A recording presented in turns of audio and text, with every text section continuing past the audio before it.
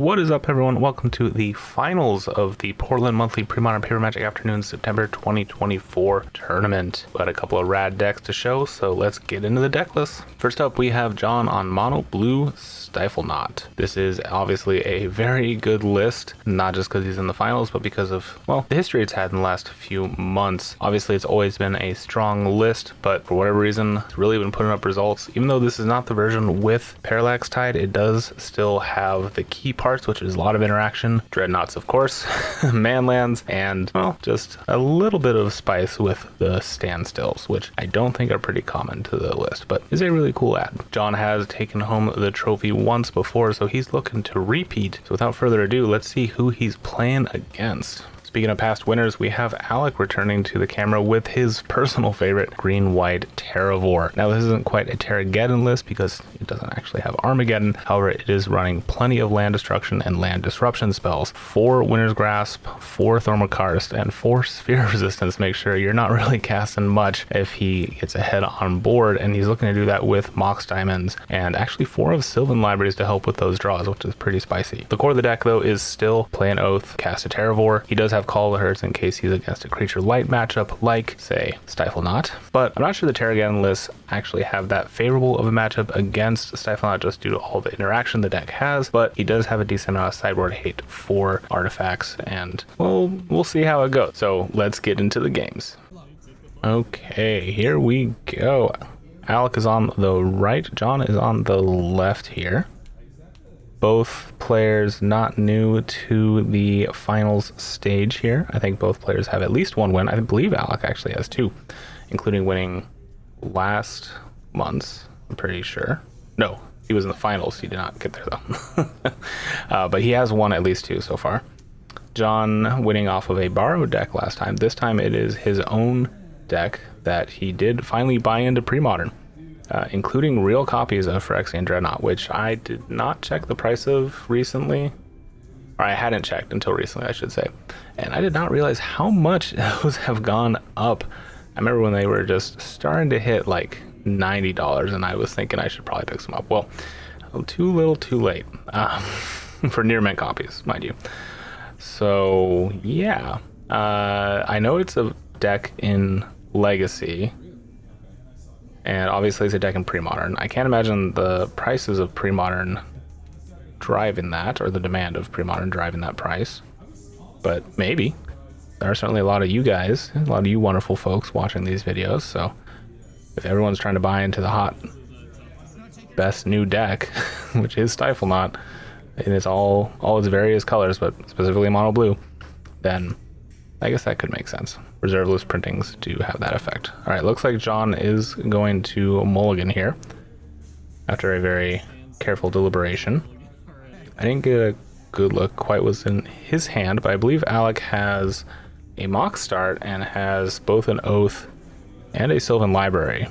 I think might even have a Terravore already in hand, which is not ideal, but when you're up against a deck that only runs 4 creatures, that can be triggered by Oath. It's probably good to have at least a threat in hand.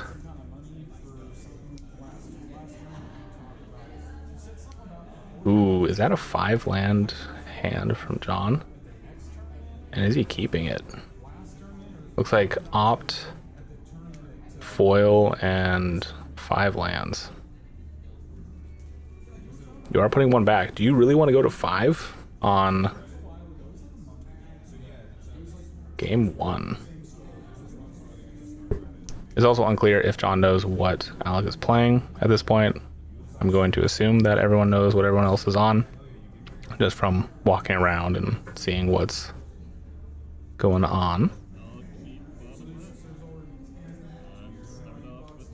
All right, John on the play, island go. Alec gonna fetch here. Little dangerous, honestly, with a Stifle deck.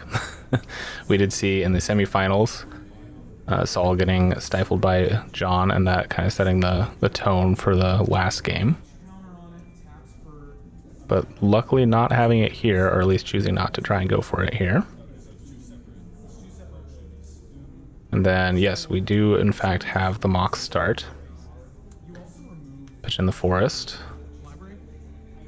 And out comes a library. Alright, John, I'm going to opt here. Hitting a Daze off the top would be pretty sweet.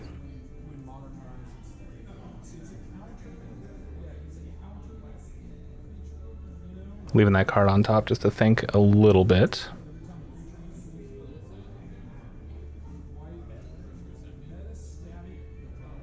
We know it's definitely not a land because it'd be going to the bottom immediately. No, he's going to draw it.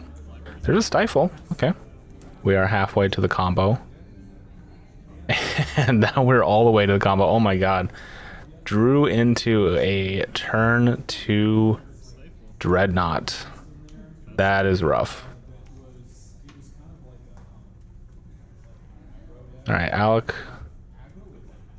Does he have 2 Terravores in hand and 2 Oaths? And has another Terravore, a Rashad Import, and a Mox? That is not what you want to see. None of those are good answers for the Dreadnought. And it looks like he's in a bit of a pickle, to put it lightly. I don't know what you even take here. Do you take the... Okay, looks like he's going to take the Terravore. I guess. Plays out the Oath. Doesn't have enough lands to play out a Terravore. And just really hoping, I guess, his 4th copy is way down there, so it's big enough to block the Dreadnought. I guess that's his out.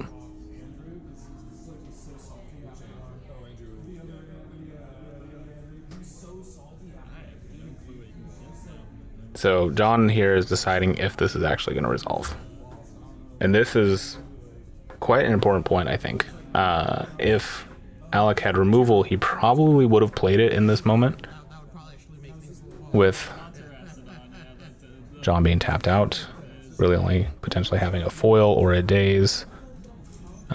Going for that Swords would have been the best possible moment, I think. So if he doesn't have removal, and he didn't see removal in his top half of his deck, or top 3 cards of his deck, I should say, with the library, then he has literally 1 draw to get him out, if that is in fact the case. Now, Alec could be trying to play mind games and wanting to trigger Oath before swordsing the Dreadnought, but that is risky, letting John untap. Ooh, and he is in fact going to foil, which we know is pretty much the nail in the coffin. Alec needs to see a Swords in the next card. Under that Sylvan Library. Drops to 7. Nope, that's a factory, and that is not going to do it. There's no way for Alec to survive here. I think he's just doing a little bit of a double check, but that is going to be game number 1 going to John. I'm pretty sure. I don't see how he survives 1 more attack. Yep, that's going to be it. Just showing that he has got 3 more Terravores and an Oath. And we're on to game number 2. And here we are in game number 2. That really was just a 3-turn game, which is pretty crazy. I guess technically 4, but, you know, Alec conceding in turn 3. And John having the... Does he have the Dreadnought start again? Oh no. He's at least got the Dreadnought. Does he have one of the 8 cards that enables it? He's got some counter magic. Okay, we are going to try and Sphere here. There is a Daze. I think that Daze is going to get used.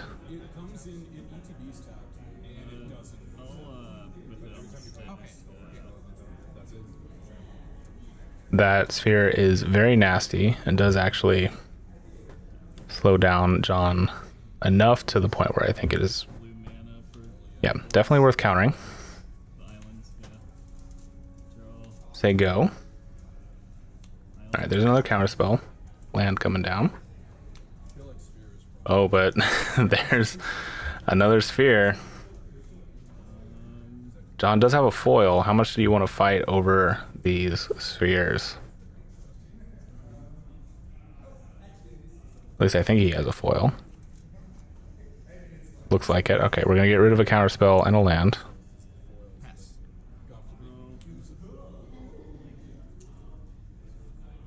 Gonna go ahead and opt here. Does need a land. And just gonna say go. So Alec pulling ahead here in resources. It's gonna call the herd. All tapped out. There's an island.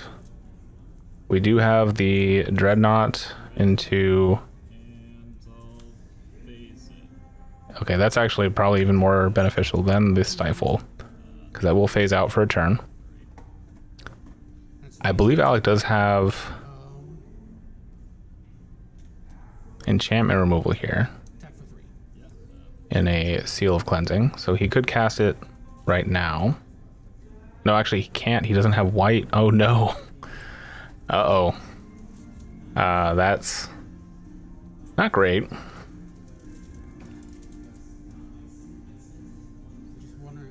Alec is going to be taking 12 this next turn when the Dreadnought phases back in. He can block a little bit.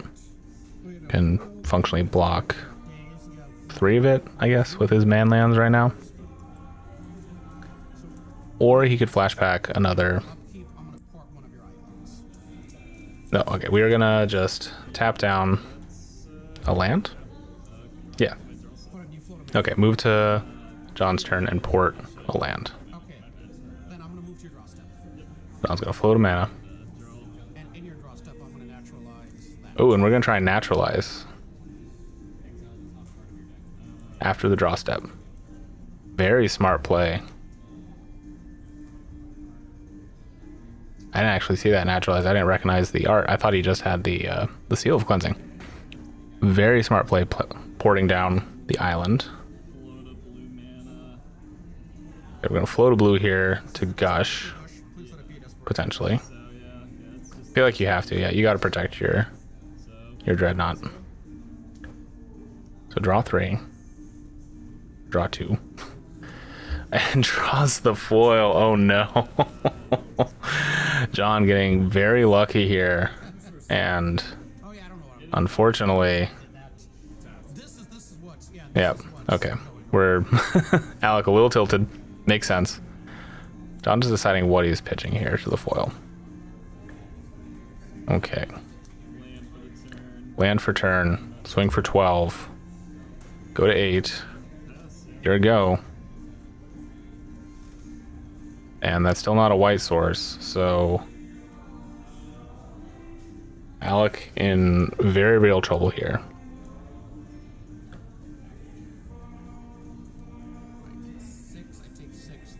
Oh, getting a little bit of a bump on the camera. I apologize for that. I don't know who's screwing with things, but okay, we're gonna tap 2 for a Sylvan Library.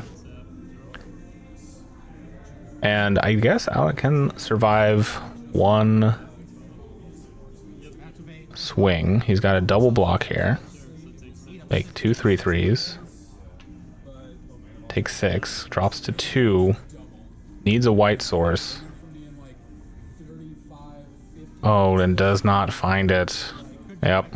And yeah, John just showing that he's got the counter spell anyways, doesn't matter. And that is going to be game number 2. John takes down the tournament. Congrats to both players. Some really good draws and really good plays from John, and a little bit of bad luck from Alec, because, you know, all it takes sometimes. But that was some good magic. I'm glad you guys were able to catch it. And make sure to like, subscribe if you already haven't. It does really help the channel. Anyways, guys, if you want to support the channel even more, there's a Patreon link in the video description. That money goes towards gear upgrades, travel expenses, like, say, going to Vegas for a Premodern Old School tournament that I'm doing this winter, and yeah, just making more Premodern videos in general. So if you want to do that, much appreciated. Otherwise, catch you next time.